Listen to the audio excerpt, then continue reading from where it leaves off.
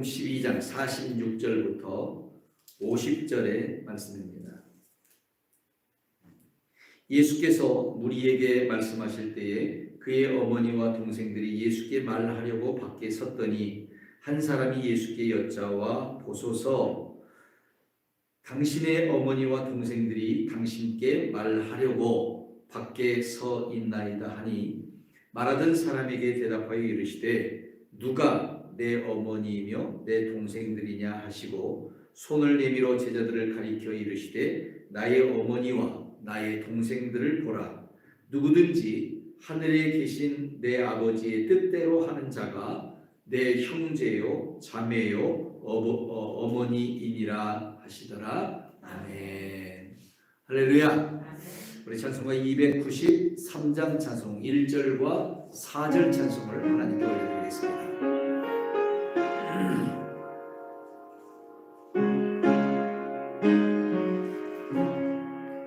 주의 사랑 비출 때에 기쁨 오네 걱정 근심 물러가고 기쁨 오네 기도하게 하시며 희미한 것 물리쳐 주의 사랑 비칠 때 기쁨 오네 그 큰 사랑 내 마음속에 충만하게 비칠 때에 찬송하네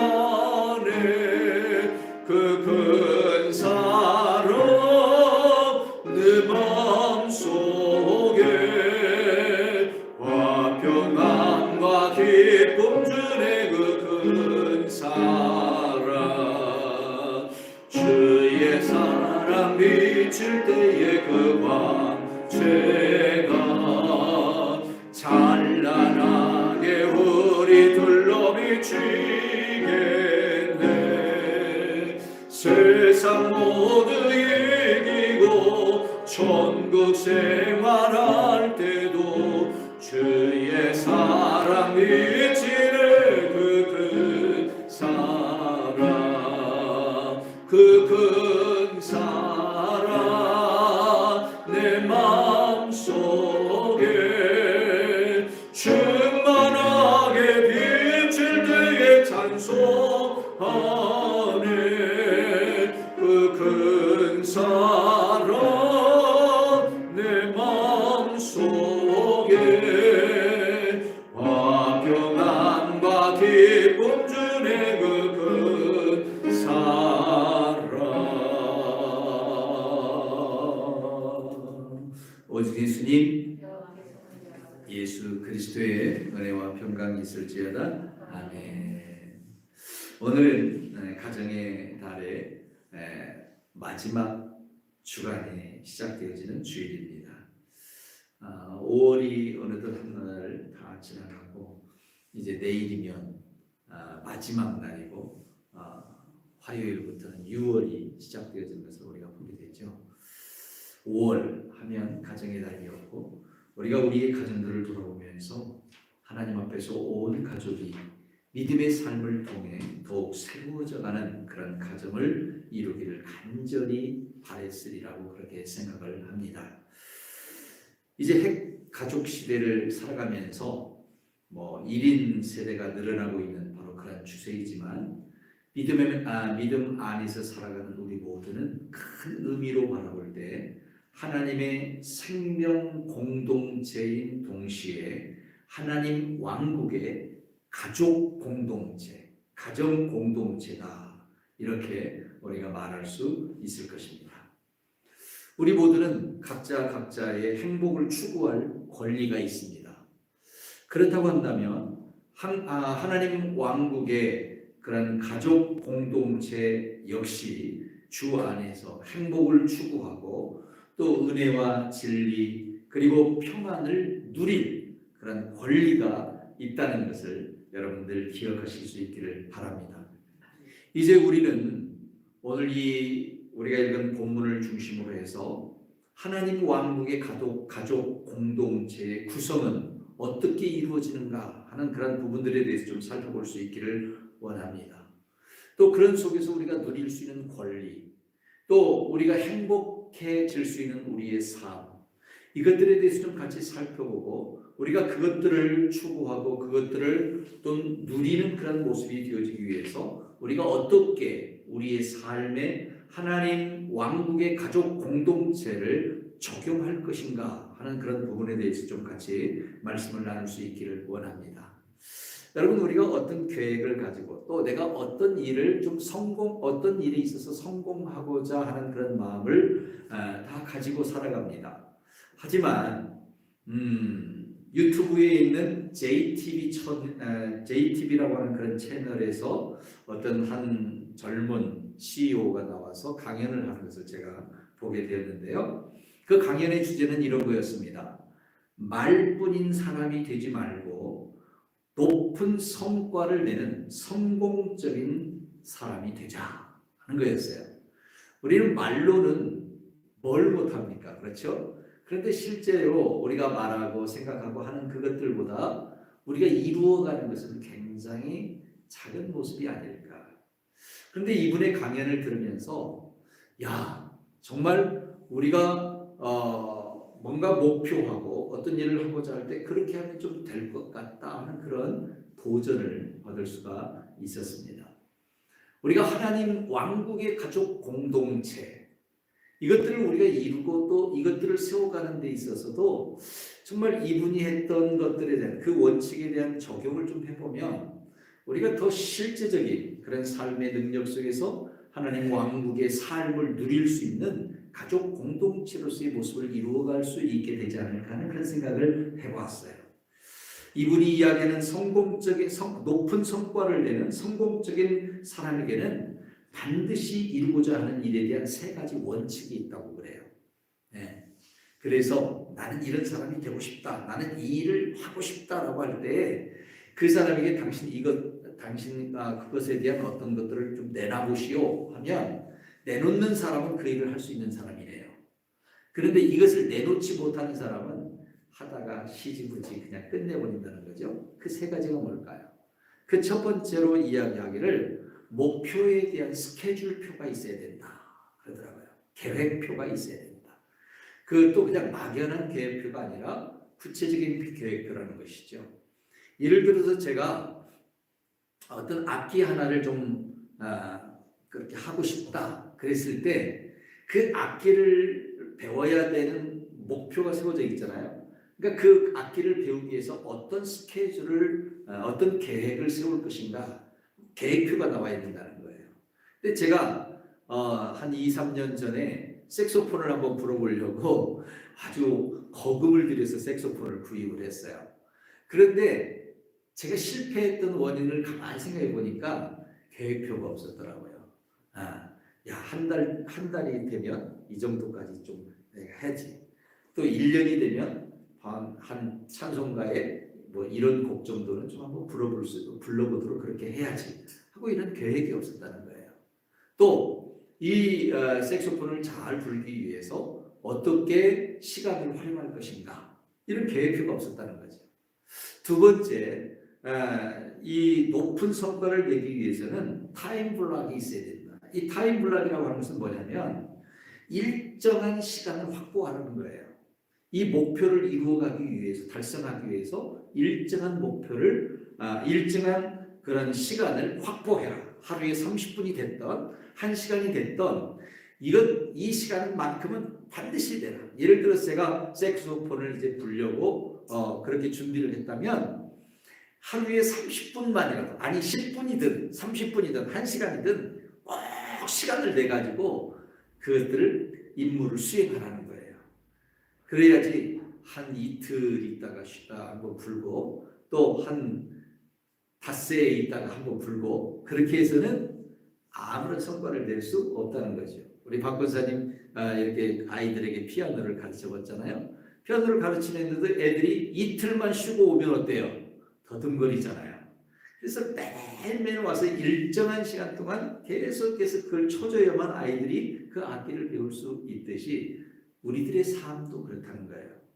내가 어떤 일을 해내야 되겠다라고 생각이 되면 반드시 타임블록, 일정한 시간을 거기다 투자하라는 거죠. 매일매일 쉬지 말고. 자, 마지막 세 번째로는 제가 이제 색소폰을 불면서 실패했던 것들이 그런 것 같아요. 제가 이제 실리로 이사를 들어가면서 색소폰을 가지고 왔어요. 왜냐하면 그건 시골이잖아요. 그래서 마음껏 불 수 있겠다 했는데 갖다가 놓고 지금까지 한 번도 못 했어요. 일정한 시간을 내지 못한 거예요.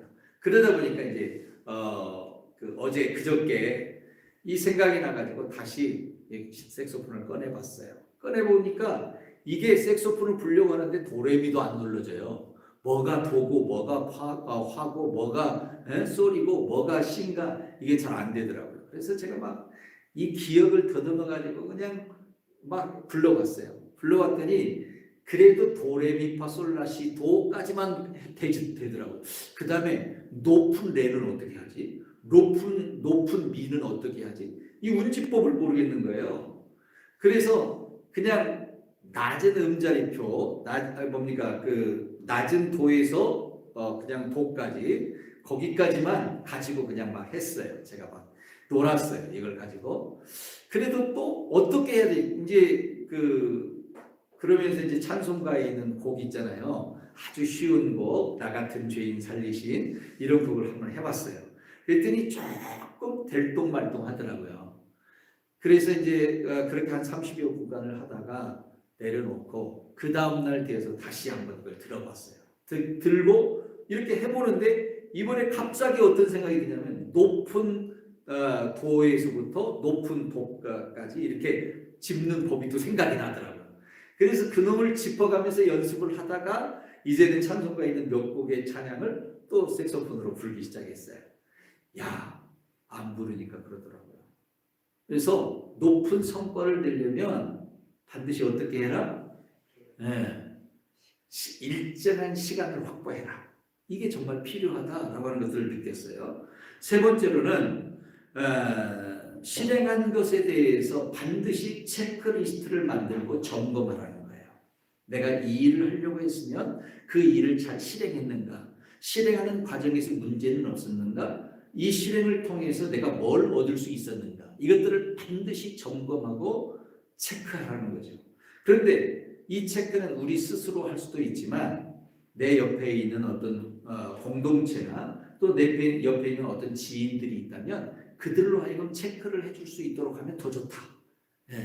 그러면 그 일을 위해서 반드시 실행할 의지가 생겨난다는 것이죠. 만약에 그럴 사람이 없다면 자기 스스로라도 노트에다가도 체크리스트를 만들고 종이라도 체크리스트를 만들어서 이렇게 하면 된다는 거예요. 만약에 여러분 예를 들어서 책을 한 권 읽는다고 합시다. 그럼 내가 책을 읽는데 이 성경을 한 번 읽어야 되겠다. 여러분 이런 목표를 세웠다고 합시다. 그러면 이 성경 한 권을 읽는데 첫 번째 뭘 세우라고요? 계획표를 세우라. 계획표. 그러면 이 3권을 읽는데 얼마 동안 읽을 것이냐? 1년에 한 번 읽을 것이냐? 아니면 6개월에 한 번 읽을 것이냐? 아니면 한 달에 이걸 한 번 읽을 것이냐? 이 계획표를 세우라는 거예요. 그러면 그 한 달에 예를 들어서 한 달에 한 번 내가 이 성경책을 읽어야 되겠다라고 계획을 세웠으면 한 달에 한 번 읽으려면 이것을 몇 분의 1로 나눠야 돼요?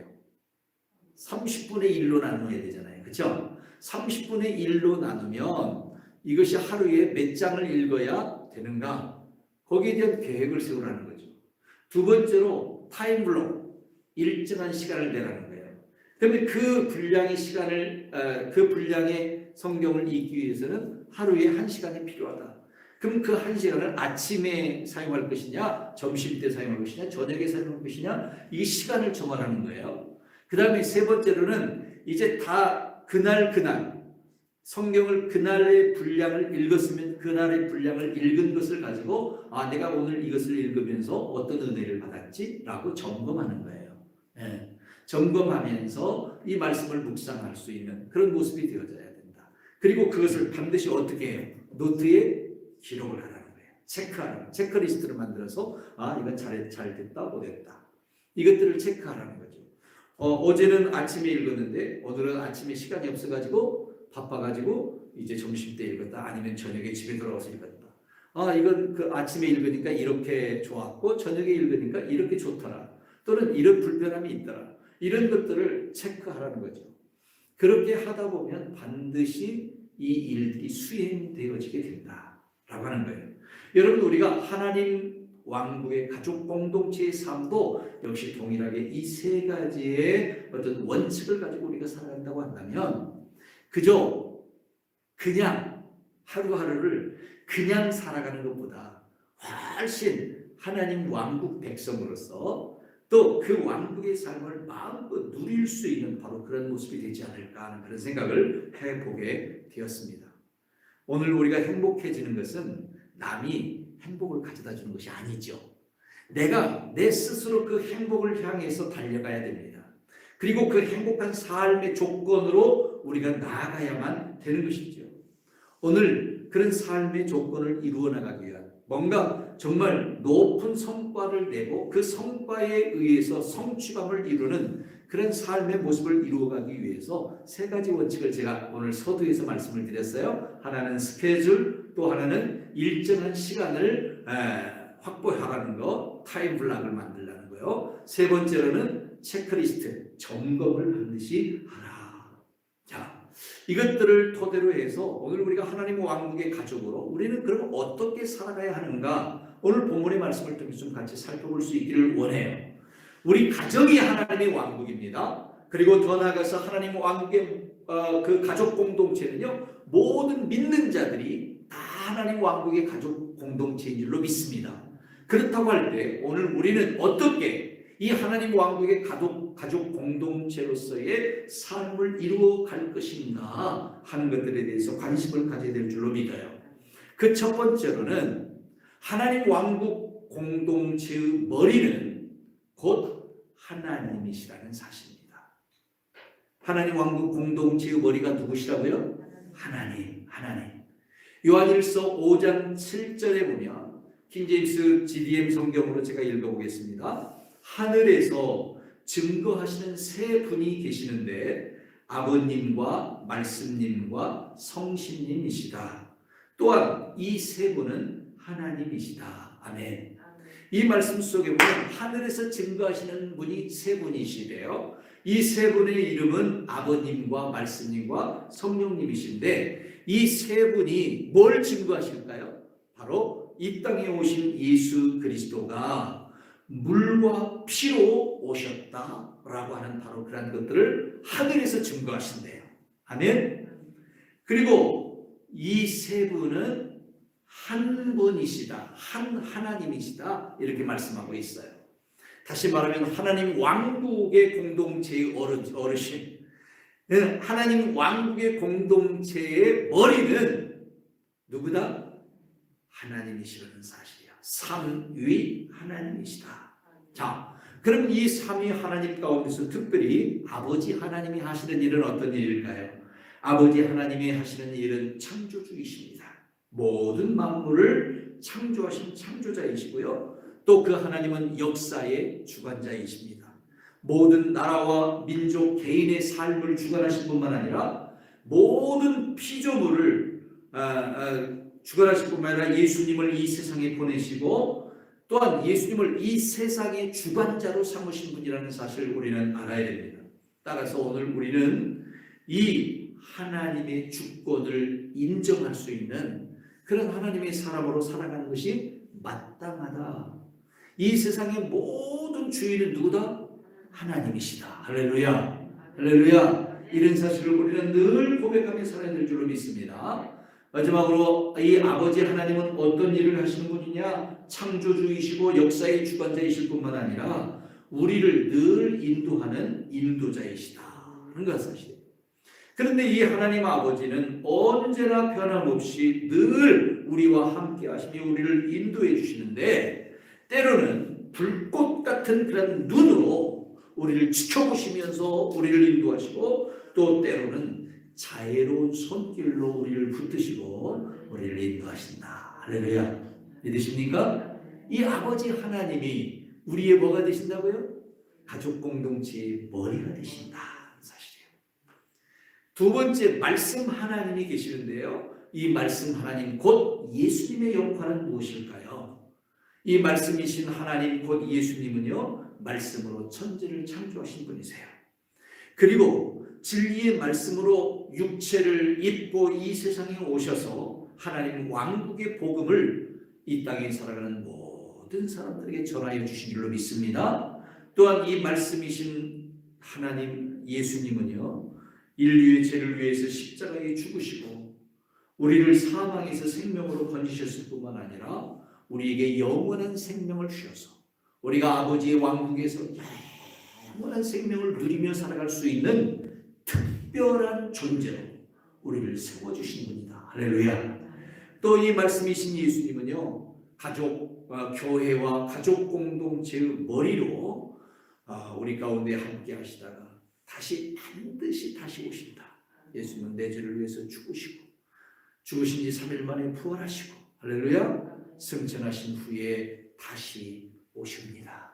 아멘. 우리는 이 다시 오실 예수님을 맞이할 준비를 오늘도 철저히 이루어나갈 수 있는 그런 하나님의 사람이 되어야 될 줄로 믿습니다. 세 번째로 삼위 하나님 중에 성령 하나님의 역할이 있어요. 영어 성경 말씀 그대로 하면 Holy Ghost, 성신님의 역할입니다. 성신님의 역할. 이 성신님께서는 요한복음 14장 26절에 보면 보혜사이시다라고 말씀하고 있어요. 보혜사. 이 보혜사라고 하는 말은 돕는 자라는 표현인데요, 성신님은 이 시대에 우리 안에 오셔서 언제나 우리와 함께 하시며 말씀으로 우리를 가르치시고 감동을 통해서 우리를 행하게 하시는 분이신데, 요한복음 14장 26절 말씀에 보니까 보혜사 곧 아버지께서 내 이름으로 보내실 성령, 그가 너희에게 모든 것을 가르치시고 내가 너희에게 말한 모든 것을 생각나게 하시리라 했어요. 여기서 내 이름으로 보내실 성령, 이 성령에 대해서 Holy Ghost라고 그렇게 영어 성경이 표현하고 있는 모습을 보게 되죠. 다시 말하면 성신님이 우리 가운데 오시면 우리에게 모든 것을 가르치신다. 할렐루야. 뿐만 아니라 예수님이 우리에게 말씀하신 모든 것들을 또 어떻게 하셔요? 생각나게 하신다. 그래서 그 말씀을 따라 준행하며 그 말씀을 따라 살아갈 수 있는 은혜를 우리에게 끊임없이 부어주시는 분, 이분이 바로 성신 하나님이시라는 사실을 여러분 기억하실 수 있기를 바랍니다. 또한 요한복음 14장 16절의 말씀에 보면은 이 성신님은 우리와 함께 하시는데 영원토록 우리와 함께 하신다. 진리의 영이 되셔서 우리와 함께 하신다는 사실을 우리에게 말씀해 주고 있어요. 사랑하는 성도 여러분, 이렇게 하나님 왕국의 가족 공동체에 있어서 머리가 되신 하나님은 아버지 하나님, 말씀이신 하나님, 성신님이신 하나님으로 그렇게 한 분, 이 세 분이 한 분이 되셔서 한 분으로서 우리 가운데 역사하시고 우리를 주관하시고 우리를 인도하시고 우리와 함께 하시며 우리의 보호자가 되신다. 할렐루야. 할렐루야. 이 하나님을 의지하고 이 하나님과 함께 동행하며 이 하나님의 역사 속에 여러분 준행해가는 삶을 살아갈 수 있기를 주님의 이름으로 축원합니다. 두 번째, 이 하나님 왕국의 가족 공동체에 있어서 특별히 하나님이 우리에게 주신 공동체의 모습이 있어요. 그것은 몸으로, 머리로 쓰는 하나님이 머리이시라시면 몸된 교회 공동체를 우리에게 주셨다라고 하는 사실. 한번 따라서 볼까요? 몸으로서의 교회 공동체.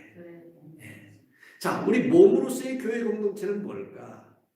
오늘 본문의 말씀을 우리가 유심히 잘 살펴보면 어떤 사람이 예수님에게 와서 예수님, 저기 예수님의 어머니와 형제들이, 동생들이 와서 예수님에게 뭔가 말을 하려고 하는데 기다리고 있습니다. 그렇게 이야기를 하죠.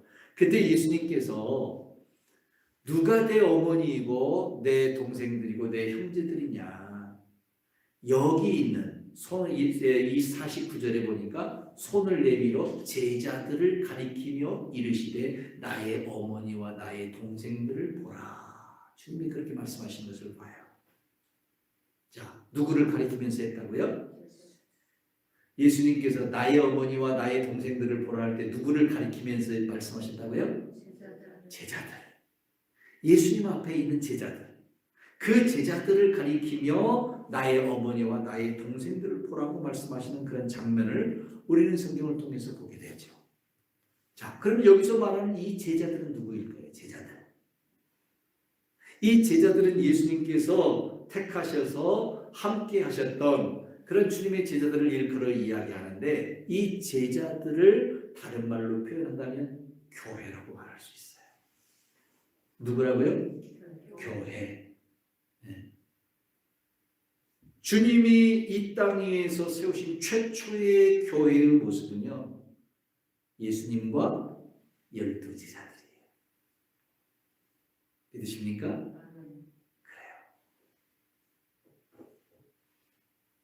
예수님의 영적 가족 공동체의 몸통 부분은 어디냐? 교회예요. 교회. 그래서 교회는 하나님 왕국의 가족 공동체라는 사실이죠. 그야말로 예수님의 가족 공동체는 단순한 혈육 관계를 넘어서서 하나님의 목적에 이끌림을 받고 있는 사실을 우리는 깨닫게 되죠. 다시 말하면 왕국 공동체로서의 목적을 지닌 교회 공동체야말로 바로 하나님의 가족이었다라는 사실을 우리가 깨닫게 되는 것입니다. 오늘 우리가 이루어가고 있는 오늘날의 교회 또한 하나님의 왕국 공동체로서의 목적을 가지고 지금 이루어가고 있는 줄로 믿습니다. 그런데 오늘 우리가 이런 왕국 공동체의 목적과 공동체로서의 목적을 상실해버린다면 우리는 하나님 가족 공동체의 가치마저도 상실하게 된다는 사실을 우리는 잘 알아야 되죠. 더 이상 하나님이 우리의 아버지가 될 수 없으며 예수님이 우리의 머리가 되지 않으시고 성령님은 우리와 무관하게 되신다는 사실을 우리는 고백할 수밖에 없다는 것입니다. 예수님은 이 목적이 이끄는 삶을 살기 위하여 자신의 삶을 살지 않고요, 하나님 아버지의 하시는 일을 보고 행하셨다는 사실을 우리는 성경을 통해서 자주 살펴볼 수 있었습니다. 아버지는 예수님은 자기의 생각대로 자기가 세운 어떤 목적과 목표를 따라서 살려고 하지 않고요, 아버지의 목적을 따라서 그 목적을 보고 아버지가 일하시는 그 모습을 보면서 일하셨다. 그래서 아버지가 말씀하시는 것을 내가 듣고 아버지가 행하시는 것을 내가 보고 행한다. 주님은 늘 그렇게 말씀하셨던 사실을 우리는 요한복음 곳곳에서 찾아볼 수가 있는 거죠. 골로새서의 말씀의 표현을 빌린다고 한다면 예수님께서는 늘 하나님의 자리에 서서 하나님이 하시는 일을 보고 하나님의 일을 하셨다. 왜 예수님이 그렇게 하셨을까? 하나님 왕국의 가족 공동체로서의 일원의 삶을 살아야 했기 때문인 줄로 믿습니다. 그렇다고 하면 우리는 어떻게 될까요? 예수님도 그렇게 하면 오늘 우리도 그렇게 할 수 있는 자들이 되어야 될 줄로 믿습니다. 그래서 교회가 행해야 할 하나님의 일, 하나님의 목적이라고 하는 것은 과연 무엇이냐? 첫째로는요, 우리가 예수님을 믿어야 되는 거예요. 아멘? 하나님의 일이 뭐라고요? 예수님을 믿는 것이다. 네. 하나님의 일이, 첫 번째 하나님의 일은 예수님을 믿는 거예요. 요한복음 6장 29절에서 보니 예수께서 대답하여 이르시되 하나님께서 보내신 일을 믿는 것이 하나님의 일이니라 그랬어요. 뭐가 하나님의 일이라고요? 하나님의 보내신 이, 그게 누구였을기야? 예수님. 예수님을 우리가 믿는 것이 곧 하나님의 일이라는 사실이죠. 두 번째로는 우리가 행해야 될 하나님의 일, 하나님의 목적은 뭐냐? 빛과 소금으로서의 천국 가정 공동체의 삶을 살아내야 되는 거예요.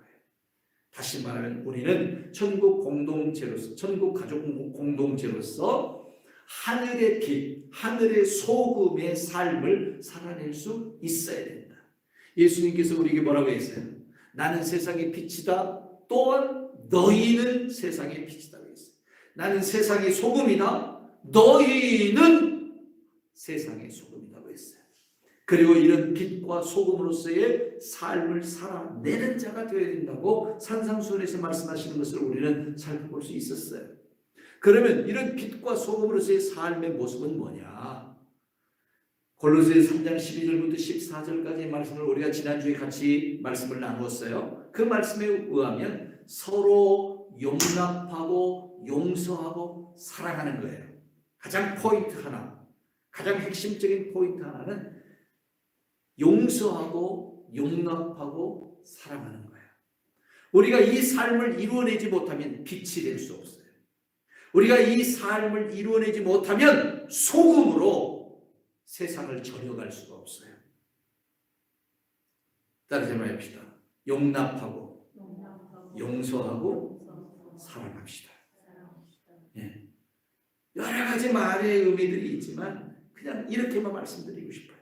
그래서 여러분이 하나님의 왕국 공동체, 하나님의 가족 왕국 공동체로서의 삶을 살기를 원하신다면 어떻게 하자?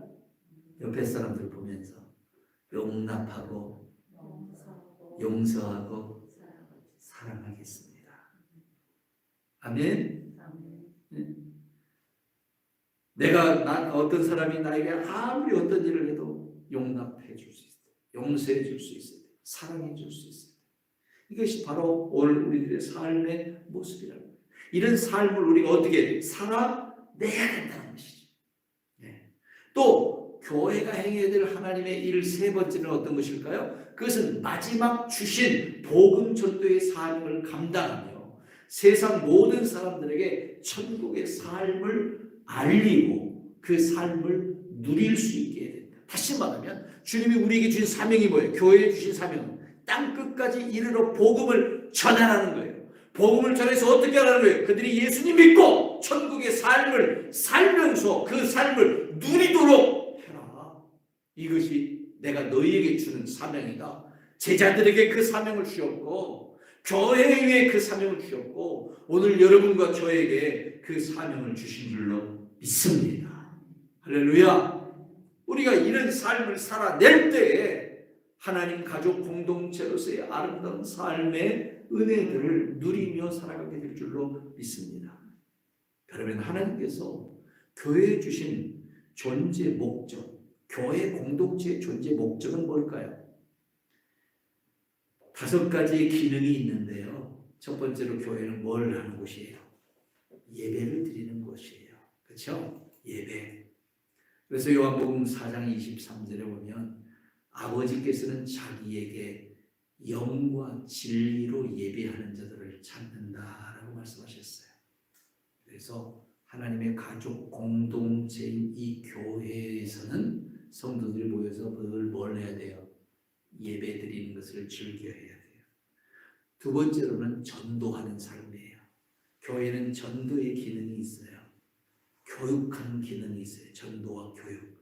예수님의 마지막 분부가 뭐죠? 마태복음 28장 19절 20절에 보면 그러므로 너희는 가서 모든 민족을 제자로 삼아 아버지와 아들과 성령의 이름으로 침례를 주고 내가 너희에게 분부한 모든 것을 어떻게 하라고 했어요? 가르쳐 지키게 하라. 자, 가서 전하라는 거예요. 가서 가르치라는 거예요. 아멘. 다시 말하면 교회에는 전도해야 될 사명, 또 가르쳐야 되는 사명이 있다는 거죠. 네 번째로는 교회 공동체에는 어떤 사명이 있느냐? 바로 교제의 기능이 있다. 교제. 그래서 성도들 간에 서로 교제해야 된다. 사도행전 2장 42절에 보면 그들이 사도의 가르침을 받아 서로 교제하고 떡을 떼며 오로지 기도하기를 힘쓰니라. 어떻게 교제해요? 말씀과 기도로 떡을 떼면서 교제해야 된다. 아멘. 아멘. 그래서 교회는 늘 말씀과 기도로 서로 교제하는 성도들이 넘쳐나요. 그 교회에 몇 명의 숫자, 몇 명의 성도가 있냐 이게 중요한 게 아니에요. 교회가 교회로서의 기능을 감당하면서 정말 예배에 전념하고 또 복음을 전하고 가르치는 일, 그리고 성도 간의 말씀과 기도로 서로 교제하는 것. 그리고 마지막 다섯 번째로 뭐예요? 봉사예요. 봉사. 그래서 사도행전 베드로전서 4장 10절에 보면 각각 은사를 받은 대로 하나님의 여러 가지 은혜를 맡은 선한 청지기 같이 서로 어떻게 하라고 했어요? 봉사하라. 서로 봉사하라고 했어요. 너는 나한테 봉사해야 돼. 이러고 모든 봉사를 다른 상대방에만 미루는 것이 아니라 어떻게 봉사하라고요? 서로 봉사해요. 서로. 그래서 우리는 서로 교제하고 서로 봉사하는 그 모습을 통해서 교회 공동체 안에서 하나님의 왕국의 삶을 살아내게 되고 그 왕국의 삶을 누릴 수 있게 되는 줄로 믿습니다. 아멘. 그래서 여러분 교회 오면 늘 어떻게 해야 돼요? 행복해야 돼요. 행복해야 돼요. 아멘. 교회 와서 예배 드리는데 그냥 앉아서 세상 짐을 다 지는 것처럼 인사를 막 쓰고 막 그러시면 안 돼요. 그죠? 어떻게 해야 돼요? 환한 미소로 하나님이 여러분을 지금 바라보고 계십니다. 하나님 바라보면서 여러분 썩낼 수 있어요? 없어요? 없잖아요. 하나님 바라보시면서 하나님 바라보면서 여러분들이 미소 짓고 편안한 얼굴로 주님과 함께 교제하는 그 모습을 이룬다고 한다면 하나님이 얼마나 기뻐하시겠어요? 그렇잖아요. 여러분 한번 생각해 봐요. 여러분의 아들, 딸들이 오랜만에 객지에서 돌아왔는데 돌아온 아들이 문을 다 열고 어머니, 아버지 저 왔어요 하고 문을 꽉 열더니 그냥 뭔 화가 난 일이 있는지 그냥 문을 꽉 닫고 씩씩거리면서 어머니, 아버지한테 아무 말도 하지 않고 막 쿵쿵거리면서 방문을 열더니 방문을 풀었더니 방문을 또 꽉 닫고 들어간다고 합시다. 여러분 어쩌시겠어요? 네? 아니 제가 도대체 왜 저래? 하고 뻥 하겠죠. 그러죠? 네. 그러더니 한 5분 있다가 나오더니 그냥 인상을 씩씩거리면서 아무 소리도 안 하고 고개 푹 숙이고 이러면서 밥상에 앉았다고 생각해봐요. 여러분 밥 넘어가겠어요? 네? 지금 여러분의 모습이 그런 모습은 아닙니다. 하나님 앞에서 오늘 내 모습이 바로 하나님 앞에서 그 모습은 아닙니다. 교회에 하나님 만나러 왔는데 예배 드리기 위해서 왔는데 예배를 드리면서 막 씩씩거리고 있지는 않는가. 뭔 세상 짐을 다 지고 있는 사람이 고개 팍 숙여 인상 쓰고 있지는 않는가. 오늘 우리 자신을 그렇게 살펴봐야 되지 않겠어요? 사랑하는 성도 여러분, 하나님은요 오늘도 우리와 함께 하십니다. 우리를 지켜보고 계십니다. 호람대우하십니다. 그 하나님 앞에 여러분 자신을 온전히 내놓는다면 하나님은 그런 여러분을 통해서 영광을 받으실 줄로 믿습니다. 여러분과 함께 하실 줄로 믿습니다. 세 번째로요, 하나님 왕국 교회 공동체의 지체인 우리 성도들의 모습을 좀 살펴볼 수가 있습니다. 첫 번째로는 하나님 왕국 뭡니까? 교회의 머리이신 삼위 하나님 아버지 삼위 하나님이신 아버님과 말씀님과 성령님을 우리가 바로 알아야 된다고 했어요. 두 번째로는요, 몸으로 주신 교회 공동체를 위해서 우리가 헌신하면서 예배, 전도, 교육, 봉사, 교제에 적극적으로 좀 힘쓰는 자들이 됩시다라고 이야기를 나눴어요. 세 번째로 우리가 하나님 왕국의 가족 공동체로 우리가 어떻게 살아갈 것이냐. 그것은 바로 이 왕국 공동체로서 나는 지체다라는 의식을 가져야 된다는 거죠. 여러분 우리 모두는 다 뭐라고요? 왕국의 지체. 손가락, 발가락, 손, 발, 입, 코, 눈 이런 지체라는 거예요. 자, 그러면 이런 왕국 공동체로서의 지체의 자격을 가지려면 어떻게 해야 될까요? 다시 말하면 성도의 자격은 예수님을 구주로 믿고 영접해야 된다고 요한복음 1장 12절에 말씀하고 있어요. 그리고 두 번째로는 말씀 안에서 늘 자라가야 된다. 그래서 베드로후서 3장 18절에 보면 오직 우리 주 곧 구주 예수 그리스도를 그리스도의 은혜와 그를 아는 지식에서 자라가라. 그럴 때 영광이 이제와 영원한 날까지 그에게 있을지어다 그랬어요. 그래서 우리는 늘 말씀 안에서 어떻게 해야 돼요? 지체로서 자라가야 돼요. 세 번째로는 하나님 아버지의 자리에서 아버지의 뜻대로 이제 어떻게 하는 자가 되어야 돼요? 행하는 자가 되어야 되겠죠. 그래서 50절 오늘 본문에 보니까 누구든지 하늘에 계신 내 아버지의 뜻대로 하는 자가 내 형제요 자매요 어머니니라. 예수님 그렇게 말씀하셨어요. 나를 낳아주신 분이 내 어머니가 아니라 하늘에 계신 내 아버지의 뜻대로 행하는 자가 내 어머니이다. 내 형제들이다. 예수님이 그렇게 말씀하신 거예요. 천국의 형제들인 것이죠. 천국 가족 공동체의 형제들인 것이죠. 여러분이 예수님의 형제 되기를 원하십니까? 예수님의 하나님 아버지의 자녀 되기를 원하십니까? 혈연의 관계가 아닌 믿음 안에서 영 안에서 하나님의 자녀로 살아가려면요 아버지의 뜻대로 행해야 됩니다. 제자들을 가리키면서 이들이 내 어머니이고 내 형제들이다. 주님이 그렇게 말씀하셨어요. 그리고 더 나아가서 이 50절에 49절에 그와 같이 말씀하시고 50절에서는 뭐라고 말씀하셨다고요? 아버지의 뜻대로 행하는 자. 그러면 오늘 여러분이 하나님 왕국의 가족 공동체의 지체로 살려면 아버지의 뜻대로 행하는 자가 되어야 된다는 사실이죠. 네 번째로 성도의 자격은 천국 백성으로서의 천국의 삶을 누릴 수 있어야 된다는 거예요. 여러분이 여러분 아버지 어머니 밑에서 자랄 때 여러분들은 아버지 어머니가 주시는 것을 다 어떻게 하셨어요? 누렸잖아요. 그걸 누릴 줄 아는 게 자식이에요. 근데 아버지 어머니가 아무리 주려고 해도 그걸 누리지 못하면 이건 자녀가 아니에요. 마찬가지예요. 하나님이 하나님 왕국의 모든 것을 우리에게 주셨다면 우리는 그것을 어떻게 해야 돼요? 누릴 수 있어야 되죠. 하늘로부터 은혜가 오면 우리는 그 은혜를 받아서 그 은혜를 누리며 살아야 돼요.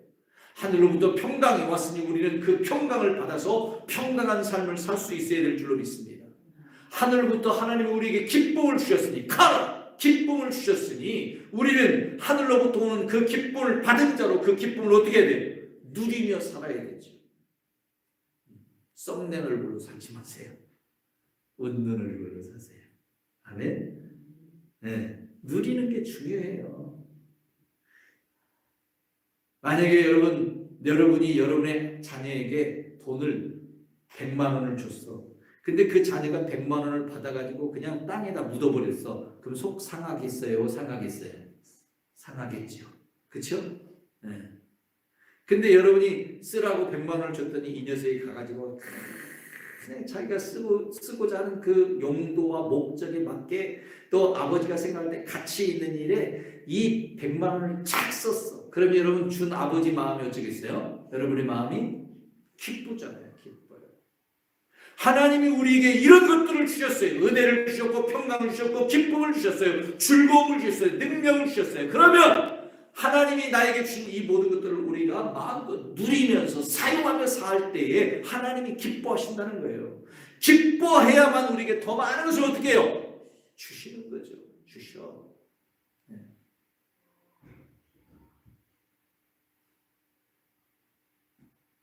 누리십시다. 아멘. 네. 하나님 왕국의 가족 공동체 중에 지체인 우리들은요. 하나님 자녀가 예수님을 믿고 영접함을 하나님의 자녀가 되어야 되고 이제 자녀가 되었으니 젖을 먹어야 되잖아요.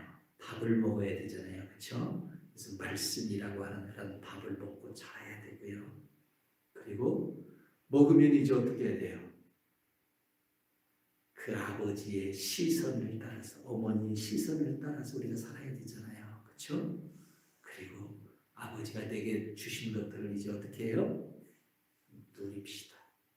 할렐루야. 할렐루야.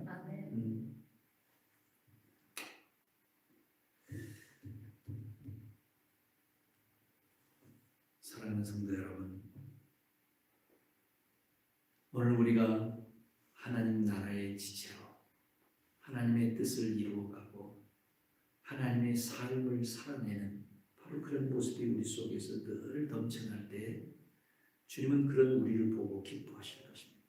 즐거워하실 것입니다. 그리고 우리에게 한 가지라도 더 주시려고 안달이 나실 것입니다.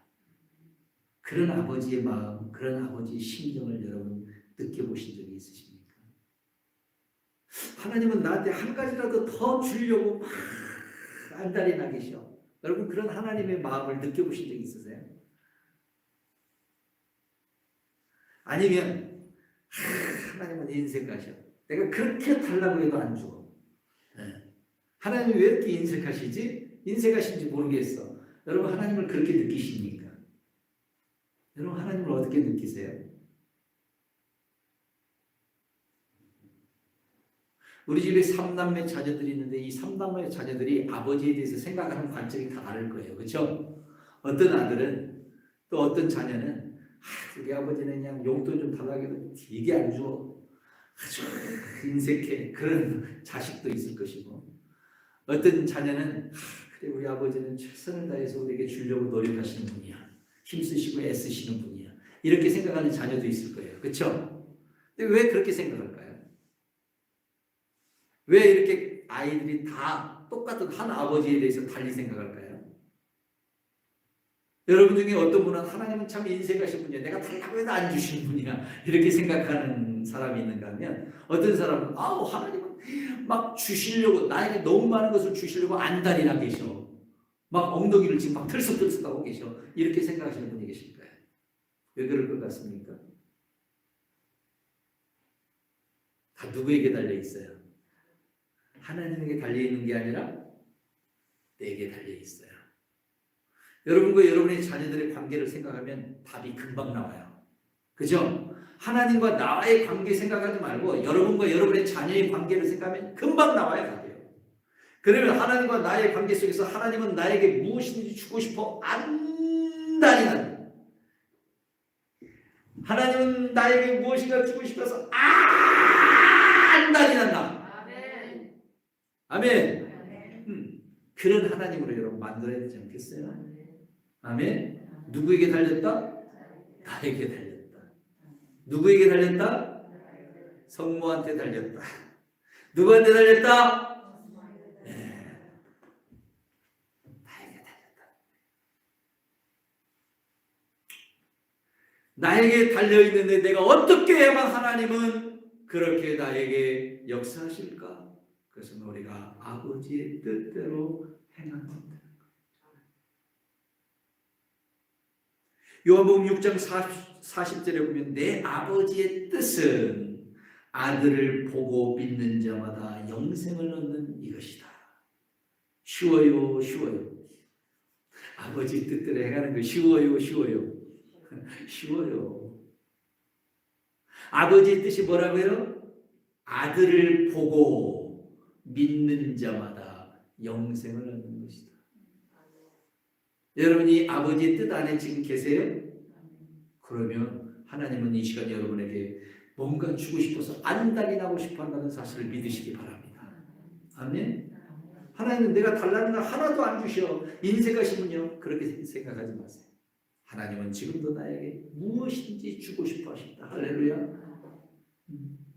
내가 그 아버지의 뜻 안에 있습니다. 이제 하나님이 나에게 실제적으로 주는 모습을 보기를 원하십니까? 경험하고 느끼고 누리시기를 원하십니까? 내가 예수님을 믿음으로 믿는 자에게 하나님이 나에게 영생을 주셨다. 이 믿음으로 하나님이 나에게 영생을 주셨다. 믿는 이게 사실을 내가 믿을 뿐만 아니라요. 이제 더 나아가서 사람들에게 이 복음을 전하세요. 아들을 믿으면요. 예수님을 믿으면 영생을 얻습니다. 이것을 사람들에게 전하고 그 사람들이 실제로 그 예수님을 믿고 영생을 얻는 그 모습으로 돌아오면 하나님은 얼마나 더 기뻐하시겠어요. 그렇죠? 더 기뻐하시니까 하나님은 우리에게 더 많은 것을 주시겠죠. 그 일을 할 수 있도록. 아멘? 그래요. 일을 하는 자에게 더 많은 것을 주는 것은 당연한 이치 아니겠습니까? 여러분이 직원을 채용했어요. 사장님입니다. 여러분이 사장님인데 직원을 채용했는데 그 직원이 회사에 와가지고 일터에 와가지고 빈둥빈둥 선생님 빈둥빈둥 놀고 그냥 졸고 낮잠이나 잔다면 어쩌겠어요? 월급 주고 싶겠어요? 근데 직원이 와가지고 막 열심히 일을 해. 사장님의 뜻대로 열심히 일을 하면 어떻게 했어요? 보너스까지 주겠죠. 보너스까지. 그렇죠? 마찬가지예요. 오늘 우리가 예수님을 믿고 영생을 얻은 것 같이 더 많은 사람들에게 이 복음을 전하고 영생을 얻게 하는 자에게 하나님께서 보너스까지 주십니다. 믿으십니까? 차고 넘치도록 주십니다. 우리는 이런 하나님의 사람이 되기 위해서 우리 자신을 부인하고 하나님 왕국을 구하며 하나님의 말씀을 때를 얻든지 못 얻든지 전파할 수 있는 그런 하나님의 사람이 되어야만 될 줄로 믿습니다. 이제 우리는 하나님 왕국의 가정 공동체의 일원으로서 살아가고 있는데 우리가 어떻게 살아야 될 것인가? 오늘 저는 여러분들과 함께 세 가지를 나눴어요. 그 첫 번째로는 교회의 머리이신 삼위 하나님 아버지 말씀님 성신님을 바로 알고 늘 어떻게 하자? 동행하자. 두 번째로는 몸으로 주신 교회 공동체를 위하여 헌신하며 예배와 전도, 교육과 봉사, 교제에 적극적으로 동참하는 성도들이 되자. 세 번째로는 하나님 왕국 가족 공동체의 지체로서 아버지의 뜻을 알아 천국 복음 전도자의 삶을 살자. 할렐루야. 이렇게 될 때 우리는 천국의 삶을 우리 안에서 늘 깨닫게 될 것이고 그것들을 누리게 될 것이고 그것들을 이루어가는 그런 하나님의 사람으로 우리의 가정뿐만 아니라 우리 모두가 교회 그리고 천국의 가족 공동체로서의 아름다운 삶을 이루게 될 줄로 믿습니다. 기도하겠습니다. 하나님 아버지 참으로 고맙고 감사합니다. 오늘 이 시간도 우리에게 주시는 말씀의 은혜를 저희들이 함께 누리며 주께서 우리에게 주신 이 말씀을 붙들고 천국 가족 공동체로서의 아름다운 삶을 살아갈 수 있는 힘을 주시니 감사를 드립니다. 주님, 삼위 하나님이 누구인지 또 어떤 일을 하시는지 우리가 분명히 알고 그 하나님과 늘 동행하게 하옵소서. 몸으로 주신 교회 공동체를 위하여 헌신하며 살 수 있는 저희들이 되게 하여 주옵소서. 하나님 왕국 가족 공동체의 지체로서 우리 각자가 아버지의 뜻을 알아서 그 뜻을 준행하며 천국 복음을 전하는 전도자로서의 삶을 살 수 있도록 인도하여 주시옵소서. 그리하여 천국이 우리가 장착해야 할 세상이나 또는 멀리 있는 세상이 아닌 현재 우리가 누리고 있는 세계요, 현재 우리 안에 존재하는 세계임을 그리고 누려야 될 세계임을 우리로 바로 깨닫고 바로 살게 하여 주시옵소서. 함께 하시는 예수님의 이름으로 기도드려사옵나이다. 아멘. 오직 예수님, 오직 예수님, 오직 예수님, 아멘. 오직 예수님, 오직 예수님, 오직 예수님, 아멘. 할렐루야. 주님 십자가 마라나타, 아멘. 할렐루야.